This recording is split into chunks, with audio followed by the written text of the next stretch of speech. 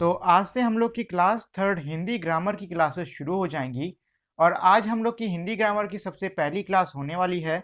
और आज की क्लास में मैं आप लोग को क्लास थर्ड हिंदी ग्रामर का पूरा सिलेबस बताऊंगा। मतलब ये है कि मैं आप लोग को बताऊंगा कि हम लोग कितने चैप्टर पढ़ेंगे इसमें, और उन चैप्टर्स में हम लोग क्या क्या पढ़ने वाले हैं, और भी छोटी बहुत चीज़ें।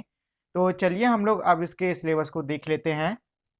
तो क्लास थर्ड हिंदी ग्रामर में हम लोग 19 चैप्टर पढ़ने वाले हैं, जिसमें से हमारा सबसे पहला चैप्टर है भाषा और लिपि। तो इसमें हम लोग भाषा और लिपि के बारे में थोड़ा बहुत जानेंगे, और ये जानेंगे कि भाषा और लिपि का इस्तेमाल कैसे किया जाता है। इसके बाद हम लोग अगला चैप्टर पढ़ेंगे, वो होगा वर्ण विचार। वर्ण विचार में हम लोग वर्ण विचार के बारे में थोड़ा बहुत जानेंगे, इनका इस्तेमाल कैसे होता है और ये क्या होते हैं। इसके बाद हमारा तीसरा चैप्टर है, वो है शब्द विचार। शब्द विचार में हम लोग इसके बारे में जानेंगे, और ये जानेंगे कि शब्द विचार का इस्तेमाल कैसे किया जाता है। फिर चौथा चैप्टर है हमारा वाक्य विचार। अब देखिए, वर्ण विचार, शब्द विचार और वाक्य विचार, ये तीनों ही हमारे एक ही चैप्टर के हिस्से हैं। बस फर्क ये है कि इनको अलग अलग इसलिए रखा गया है ताकि समझने में आपको आसानी हो। इसके बाद जो हमारा पांचवा चैप्टर है, वो है संज्ञा।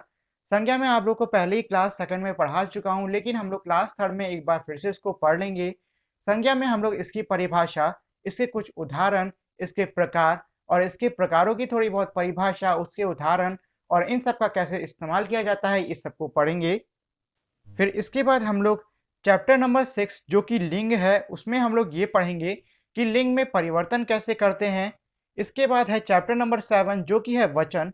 वचन में हम लोग देखेंगे कि एक वचन से द्विवचन, मतलब ये कि वचन की परिभाषा देखेंगे, उसमें बदलाव कैसे किया जाता है, ये सब पढ़ेंगे।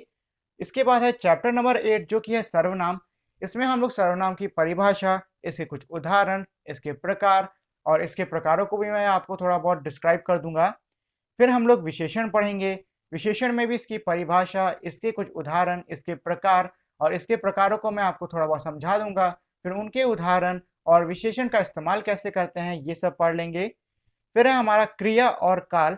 तो देखिए, क्रिया और काल तो वैसे आपको ज़्यादातर अलग अलग देखने को मिलता है, लेकिन हमारा इसमें साथ ही में दिया हुआ है, तो हम लोग साथ ही में क्रिया और काल को पढ़ा देंगे, या फिर जब क्रिया और काल को हम लोग पढ़ने बैठेंगे तब देखेंगे कि क्रिया और काल को साथ में पढ़ाना है कि अलग अलग पढ़ाना है।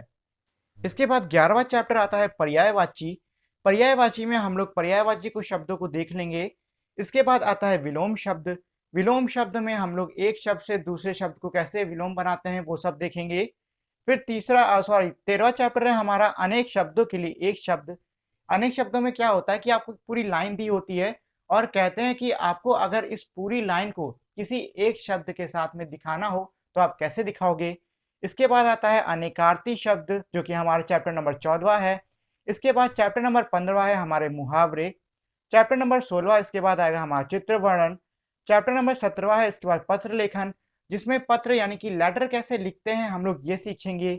इसके बाद है चैप्टर नंबर 18 निबंध लेखन। इसमें हम लोग ये सीखेंगे कि निबंध यानी कि ऐसे कैसे लिखे जाते हैं। और आखिरी हमारा होने वाला है कहानी लेखन, जिसमें हम ये सीखेंगे कि हम कहानी यानी कि स्टोरीज को कैसे लिखते हैं। तो ये तो हो गया हमारे क्लास थर्ड हिंदी ग्रामर का पूरा सिलेबस। अब जो हम लोग की अगली क्लास होने वाली है, यानी कि कल की क्लास में मैं आप लोग को भाषा और लिपि से पढ़ाना शुरू करूंगा। तो आज की क्लास के लिए इतना ही। और अगर आप लोगों ने अब तक मेरी इस वीडियो को लाइक और शेयर नहीं किया है, तो इस वीडियो को लाइक और शेयर कर दें। साथ ही में मेरे चैनल को सब्सक्राइब करके बेल आइकन भी दबा दें, जिससे कि आपको मेरे चैनल के सारे अपडेट सबसे पहले मिल सकें। और अगर आपको मेरी किसी भी वीडियो को लेकर कोई भी सवाल होता है, तो उसको आप मुझे कमेंट सेक्शन में लिखकर पूछ सकते हो। तो अब हम लोग मिलेंगे हमारी अगली वीडियो में, तब तक के लिए नमस्कार।